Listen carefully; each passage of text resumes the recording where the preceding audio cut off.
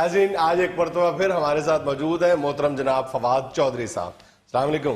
وعلیکم السلام جنید صاحب. یہ کیا ہو گیا؟ کیوں نہیں میں سرو گنجا ہو گئی؟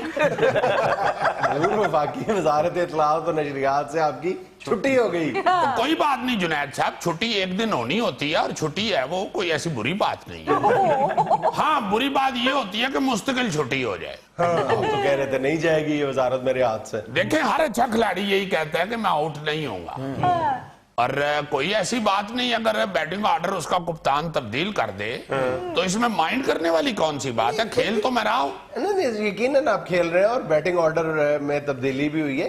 یہ بات کوئی سمجھ میں نہیں آ رہی کہ آپ نے یہ خود کہا یہ جا رہا ہے کہ آپ نے وزارت سائنس اور ٹیکنالوجی خود آپ نے آپٹ کی ہے. یہ کیسے آپ کا سائنس سے کیا تعلق؟ جنید صاحب ہوا یوں کہ ایک دن عمران خان صاحب کے ساتھ میٹنگ کے دوران مجھے انہوں نے کہا کہ میں تمہاری وزارت چینج کر دوں. اچھا. میں نے کہا دیکھ لیجئے, پھر ہر ایکشن کا ایک ری ایکشن ہوتا ہے. تو کہنے لگے یہ کیسے تم کہہ سکتے ہو؟ میں نے کہا جی یہ میں نے نہیں کہا, یہ نیوٹن نے کہا تھا. اچھا, نیوٹن کا جو تھرڈ لا آف موشن ہے. جی جی. تو کہتے ہیں کہ یہ نیوٹن کون ہے؟ خان صاحب آپ کو پتہ ہے پولے آدمی. تو میں نے ان کو بتایا کہ یہ سائنسدان ہے. کہتے ہیں اچھا اچھا اچھا سائنسدان ہے, اس کا مطلب ہے تم سائنس جانتے ہو. میں نے کہا وائی ناٹ.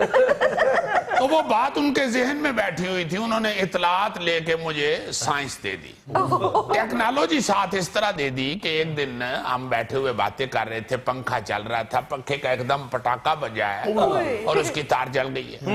اور بیچارہ دوڑا ہے کوئی لڑکا پلاس ولاس ڈھونڈنے کے لیے کہ تار چھیل کے دوبارہ میں سوئچ میں لگا دوں. وہ ابھی کو پلاس ڈھونڈ رہا تھا, میں نے منہ سے چھیل کے مروڑی دے کے تو اس میں سوئچ میں دے دی.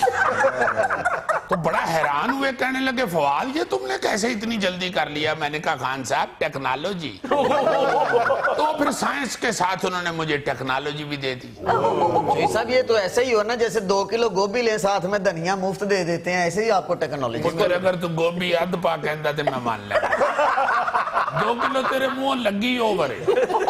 فواد صاحب اگر آپ نے کبھی خان صاحب سے کہا ہوتا خان صاحب کیا میں داخل ہو سکتا ہوں, تو شاید آپ کو وزارت داخلہ بھی پھر دے دیتے.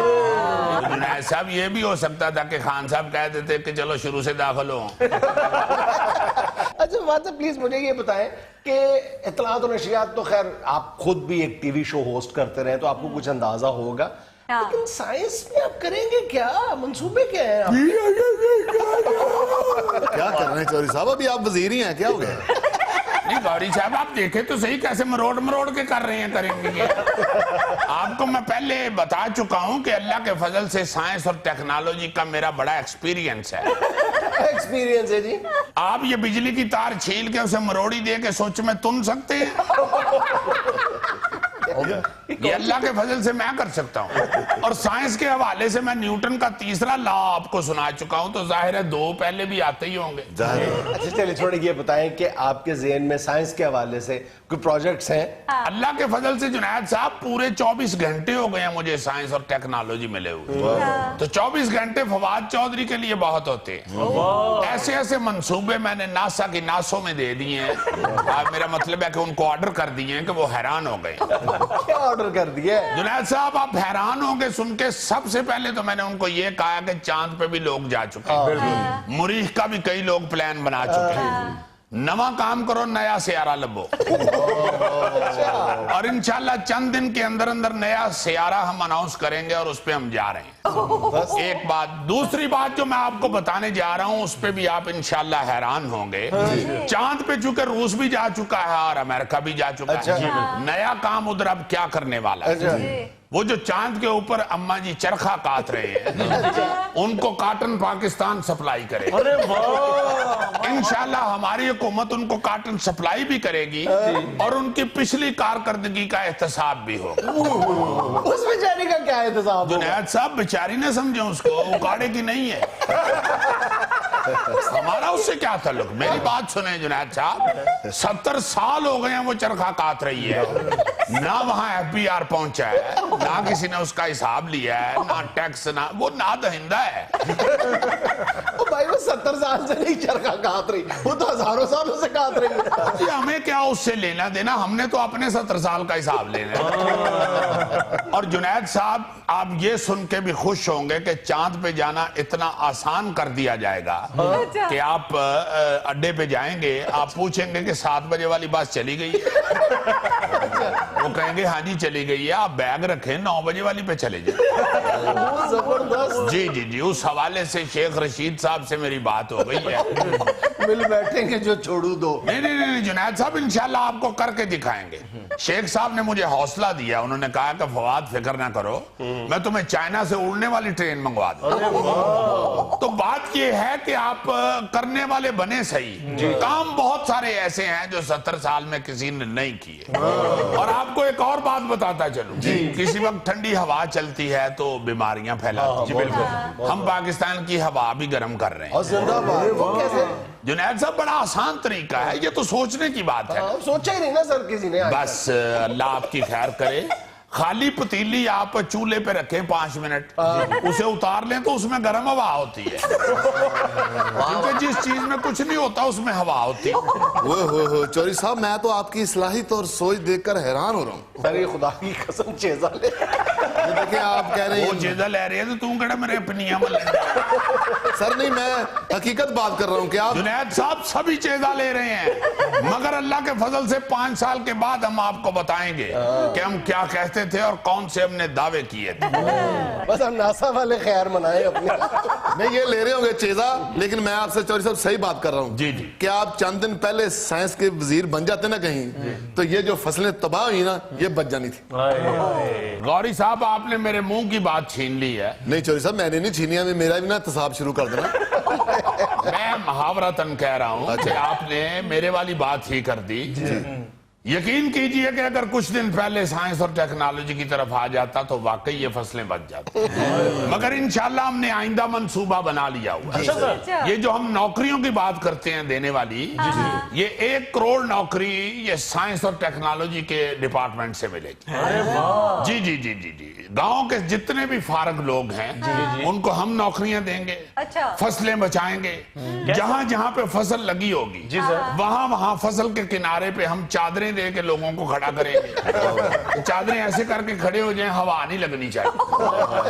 मैं देखूंगा किस तरह फसलें गिरती हैं। पूरे वाला फसलों को हवा लगना भी तो जरूरी है ना। आप इतनी साइंस जानते हैं, ये नहीं जानते। नहीं नहीं जुनैद साहब, जितनी हवा लगने की जरूरत है, जब उतनी चल रही हो तो चादर पीछे कर ले, तेज हो तो चादर आगे कर ले। मेरा मतलब है वहां बुत बन के नहीं खड़े होने देना, हमें मेहनत करनी पड़ेगी हर एक। बल्कि आपको यह भी बताता चलूं कि अगर हवा बिल्कुल बंद हो गई तो चादर हिला के हवा देनी पड़ेगी। मुझे तो लगता है चौधरी साहब ਤੁਹਾਨੂੰ आ लग गई है। दुनिया मुझे लेनी एक छोटी सी कमर्शियल ब्रेक, हमारे साथ रहिए।